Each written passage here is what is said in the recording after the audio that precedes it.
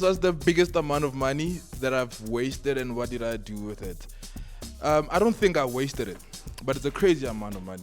So the shoes I'm wearing right now, it's Louis Vuitton trainer. I bought it for 24,400 rand. I don't think I wasted money. Do I regret it? No. Would I do it again? No, maybe. I don't know. Awake in ReaDaSoul, and this is my 12 questions with Freshman Mag. We might do more. I don't know. Let's go. First question: what is the worst DJ trend? I don't think it's a trend, but I'm hearing a lot of sets of people who don't know how to select tracks. It's okay to play a set where you're not playing all the hit songs. You know, some songs don't go together. Just because it's a hit, it doesn't mean it needs to be the next song that you play on your set. So yeah, that's a very hectic question for a first question. Damn, nigga. Next question, let's go. What's the worst fashion trend? I don't know. I'm not the most fashionable person, so I wanna say the skinny jean trend, but I was once a skinny jean bro when I was still stuck in the hood there, Korastimberg. So ish, was it really the worst? I wouldn't do it now, but yeah, I think that was the worst. Top 5 favorite DJs. Okay, in no particular order and not specific to Amapiano. These are my favorite DJs. These are not your favorite DJs, so don't fight me about that. So my number one has to be DJ Kent. I grew up listening to DJ Kent, Ultimix X6. So crazy. Like me and my cousin, we had these big Bluetooth speakers that every Friday so where I'm from, we don't have 5FM, right? So we'd wait for Saturday morning and someone would upload the mix on data file host. That's how old I am. So we'd get those mixes, put them on the SD cards and put those things in those USB speakers, and then we just walk around in the hood just listening to this guy, and we're like, yo, this guy's crazy. So he has to definitely be my number one. And the rest of the list is in no particular order. It's just people that I really like. I really like Abza Small. I think people underrate him as a DJ. They really rate him as a producer, but I really think people underrate him as a DJ. I like Chaotic. Chaotic is fucking crazy, bro. That should go unsaid. I love Ola TSM. Knew I'm a piano guy from Durban. Crazy. I love Black Coffee. When my love for music was starting to solidify around 2016, 17, 18, that's when his international break was solidifying as well, and he was like my go-to guy. And then at number 5, I love K-Mad, man. I really think K-Mad is great. I may have missed some people. My list is a bit longer than that, but if I was to give a top 5, that would be my top 5 for now. It might change, but that's my top 5 for now. Do you think being a DJ is overrated right now? Absolutely not. Being a DJ is so cool. I wish there was more DJs, to be very honest with you. Because being a DJ is so cool, dog. Like, every single time I get to be behind the decks for like an hour, that's literally the best hour of my life. And I don't know why people do it, but for me it's because I'm passionate about it. I've been doing it for 2014. For those who didn't know, I've been DJing since 2014. And yeah, man, every single opportunity I get to play music is literally my favorite hour of my day or of my life. So I don't know if everyone goes into it with that intent, but I hope and believe that everyone that goes into it with the same energy and mentality as me feels the same way, because being able to make people dance is so, it's so dope. It's the best feeling ever. How do you feel about influencers turning into DJs? I love it, but on one condition. I'll be very honest with you. I respect people like D Butle. D Butle is not naturally a DJ, but what I really respect about her is that she took her time to learn and make sure that when she's in front of a crowd, she knows what the fuck she's doing, because that's very important, bro. I don't want to leave my house to listen to you learn in front of me, dog. Like, you're gonna make me mad. I'll be sipping on the Jaeger and I'm gonna feel like, this thing is not nice because of you. So yeah, to answer your question, if you're gonna take your time to learn and understand the equipment, understand reading the crowd, because it goes beyond being able to transition from one song to the next seamlessly. You need to be able to structure your set in such a way. There's no way you're starting your set with Biri Marung and then 30 minutes into your song, you're playing me a Calvin Momo song. I would be so mad. Don't do that. You know what I'm saying? So things like that, track selections, the set structure,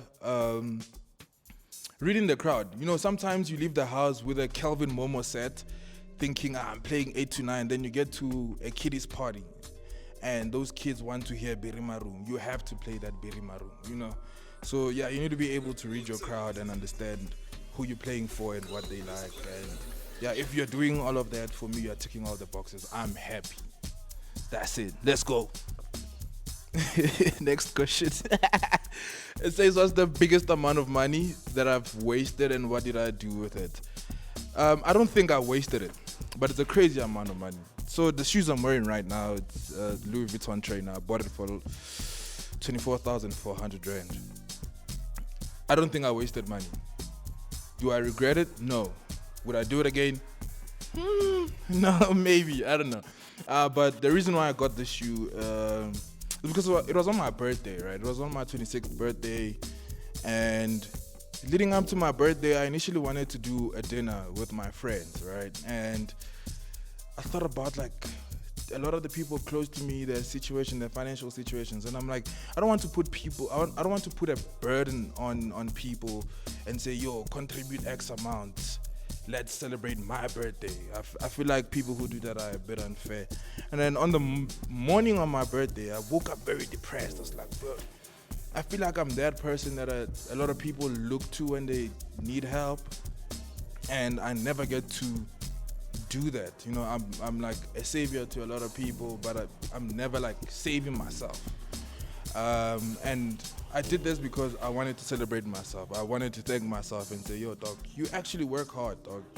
And for the most part, you don't have much to show for it except the people around you being happy. But like, what's that material thing that you look at and say, yeah, more, it was about me. It was not about anyone else or something else. Because sure, I can buy better studio equipment. Sure, I can buy the best headphones. But that's not really for me. That's for the brand, you know, because the ReaDaSoul brand has to grow. But what is that one thing that I do for Reamukhete and not ReaDaSoul? So this is one of the things that, yeah, I did for myself. What is your favorite genre deep down in your deepest hearts? Goodness, good question, bro. Because before officially becoming and committing to Amapiano, I was a deep house DJ. So that's what sparked my love for dance music as a whole. When my love for music started, it started without me realizing that it was starting.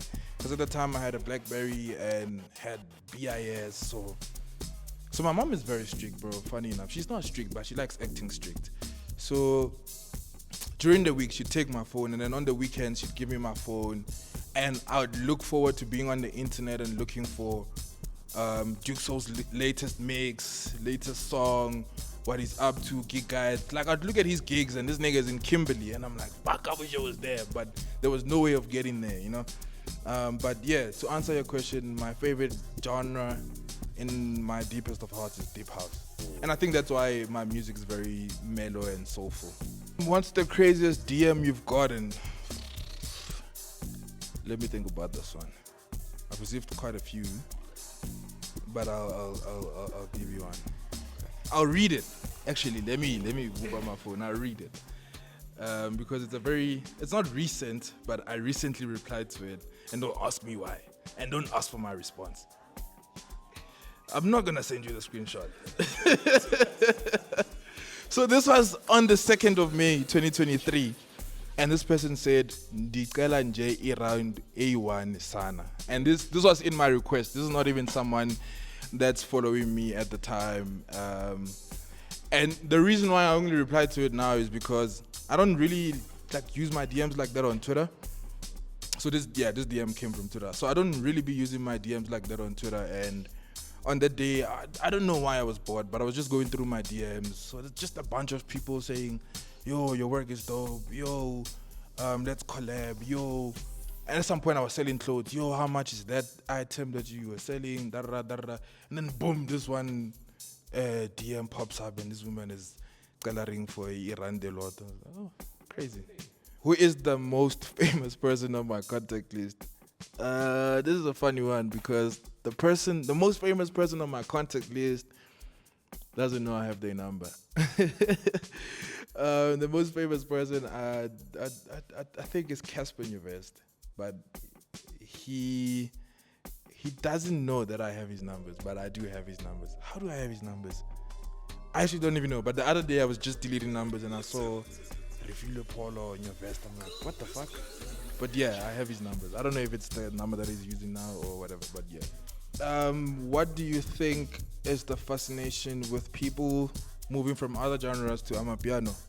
And I'll answer you in a broader spectrum. Amapiano is a very small genre, bro.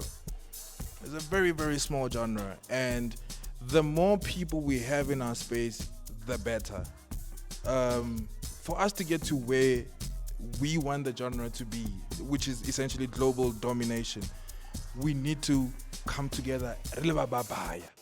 Like, if I can say, I Kenyaga piano between na and this guy and this guy and this guy, and yeah, we'll dominate the world. There's no way we're gonna do it if it's just the five of us. But if there's hundreds, thousands of us, or however many of us are doing it, then it affords us an opportunity to take it to where it needs to be. Because someone might discover me and fall in love with piano, but someone might discover a rap hard-tent piano and say, ooh, that guy is dope. What music is he making? Oh, he's making piano, dope. I like that. Let me check out other people. And then they end up discovering me and I get to grow and everyone else gets to grow around me. So the more the merrier, bro. To be very honest, the more the merrier. Just do it right. That's really what it is. Just do it right. So what to expect from me going into the new year is, so first of all, I'd like to finish the year strong. So just doing a whole lot of gigs and making sure that I tie all the knots brand-wise that I wanted, like just to tick off the things that I wanted to tick off my 2024 wish list. And going into 2025 January, I want to lock in, go a little bit into EP mode because there isn't a lot of gigs, so I want to just stay at home, work on music, drop a follow-up to my previous EP Nama. I don't know if I want to do like a 2.0 or come up with a completely new name, but yeah, the music will inspire the name, and that's pretty much it going into the new year. Yo, it's been your boy ReaDaSoul, and this has been 12 Questions with Freshman Meg. Danko.